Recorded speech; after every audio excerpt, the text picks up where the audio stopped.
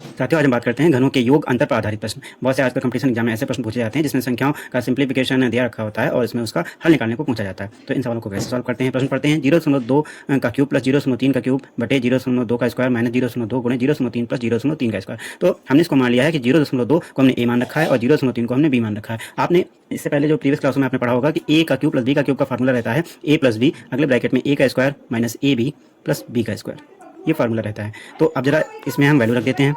ए हमने किसको माना था? 0.2 को माना था और बी किसे माना था? 0.3 को माना था। इसी के हिसाब से इसको खोल दीजिए ऊपर। तो 0.2 प्लस 0.3 एक ब्रैकेट में, अगले ब्रैकेट में क्या हो जाएगा?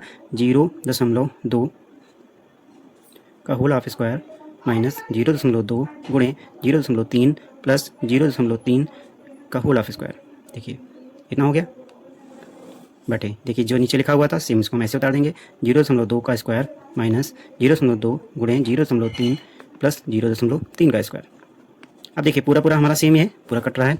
क्या बचा है? 0.2 और 0.3 कितना हो गया दोस्तों? 0.2 0.3 हो जाता है 0.5 है। देखिए कितना आसान से हमारा इसका उत्तर निकला है सेम फार्मूले मेथड से। ऐसे अगला सवाल हमारा कहता है 0.9 का क्यूब माइनस 0.8 का क्यूब बटे 0.9 का स्क्वायर प्लस 0.9 गुणे 0.8 प्लस 0.8 का स्क्वायर। तो इसको भी जैसे हमने उसको 0.2 को ए माना था ऐसे ही 0.9 को हम मान लेते हैं इसको ए और 0.8 को मान लेते हैं हम इसे बी।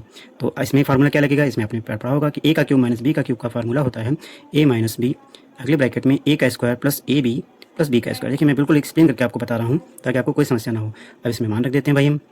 तो क्या हो जाएगा? 0.9 का क्यूब, तो यहाँ पे हो जाएगा 0.9 माइनस 0.8 एक ब्रैकेट में हो गया ए माइनस बी। अगले में क्या हो जाएगा?